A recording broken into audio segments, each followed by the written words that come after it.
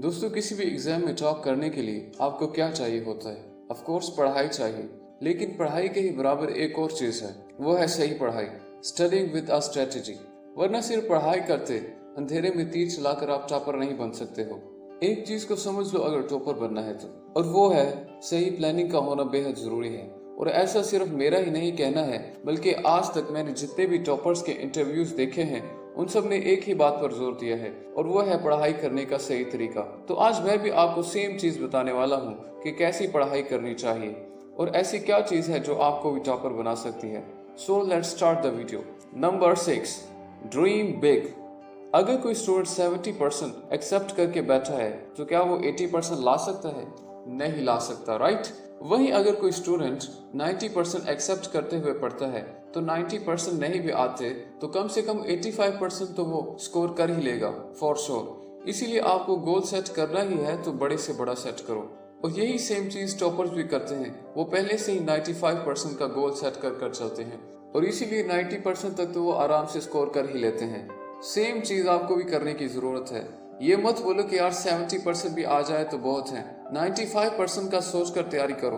और अगर आप कॉम्पिटिटिव एग्जाम की तैयारी कर रहे हो तो सोचो कि टॉप 100 या 500 स्टूडेंट्स में आपको आना है। Remind yourself, hit for the moon, even if you miss you will land among the stars, so think big.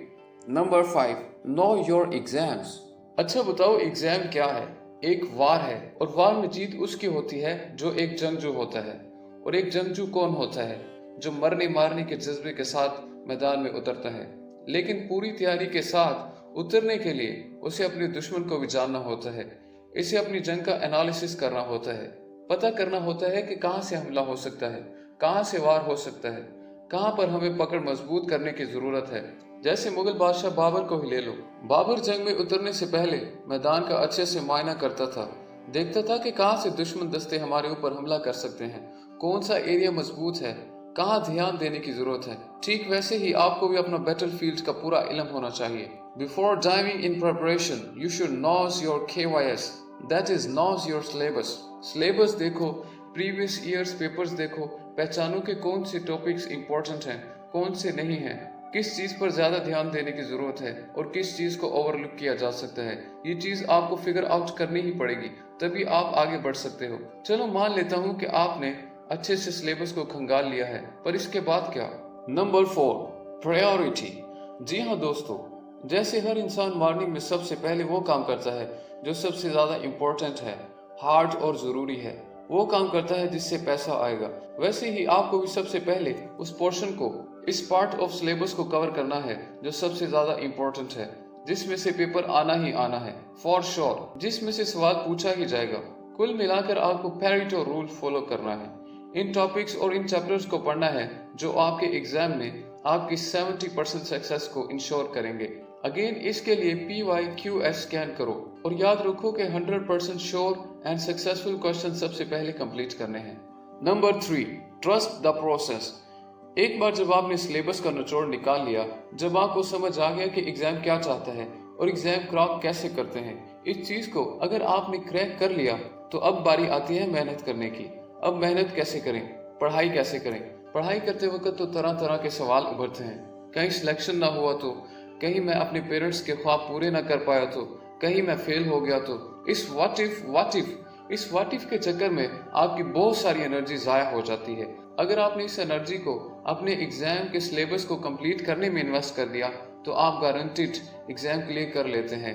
इसीलिए तो कहा जाता है be process oriented, trust the process. Exam की प्रिपरेशन पर ध्यान दो, फालतू के जो क्वेश्चंस रेज होते हैं माइंड में, इन पर ध्यान बिल्कुल मत दो। अगर आप राइट डायरेक्शन में मेहनत करते रहे हो ना, एग्जाम की डिमांड को ध्यान में रखते हुए पढ़ते रहे हो, तो आप अपना 110% दे रहे हो और फिर सब कुछ तो अच्छा ही होगा। Impatience with and patience with results. Number 2, दोस्तों, जब तक कोई भी चीज आपके दिमाग में जाकर अच्छे से बैठ ना जाए आप इसे हासिल नहीं कर सकते हो। इसलिए जरूरी है कि गोल आपके दिमाग में पूरी तरह बैठ जाना चाहिए। जो भी आपका गोल है उसे दीवारों पर, मोबाइल, डेस्कटॉप के वॉलपेपर पर, दीवारों पर हर जगह चिपका दो, लिख कर के ये करना है करना है करना है, और बार बार इसके बारे में सोचना शुरू कर दो। अगर मेरा सिलेक्शन हो गया तो कितना अच्छा होगा, अपने एंड गोल को जितना ज्यादा प्लेयर इमोशंस आप इसके साथ जोड़ सकते हो ना, जोड़ दो। और इसके ऑपोजिट आप जो नहीं करना चाहते हो उसके साथ पेन को जोड़ दो। अगर नहीं हुआ सिलेक्शन तो मेरी जिंदगी अजाब बन जाएगी, मैं क्या करूंगा लाइफ में। तो अपने गोल को लेकर ना बहुत ज्यादा डिस्परेट रहो और इसके होने के साथ प्लेयर और ना होने के साथ रिग्रेट, दुख और दर्द को जोड़ दो। तो आपको क्या करना है, हर जगह अपने गोल को जगह जगह चिपका दो और बार बार इसके बारे में सोचना शुरू कर दो और विजुलाइज करो। फिर देखो 90% या सिलेक्शन कैसे नहीं होता है। ये करना है तो इसे करना है। Number 1, deadline.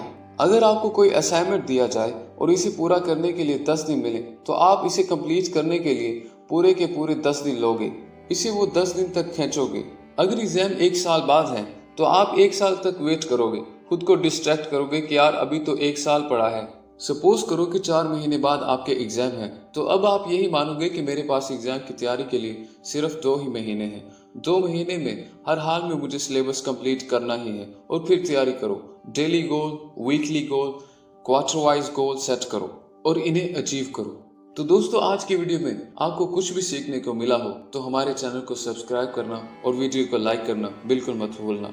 इससे हमारा मोटिवेशन बढ़ता है। Thanks for watching.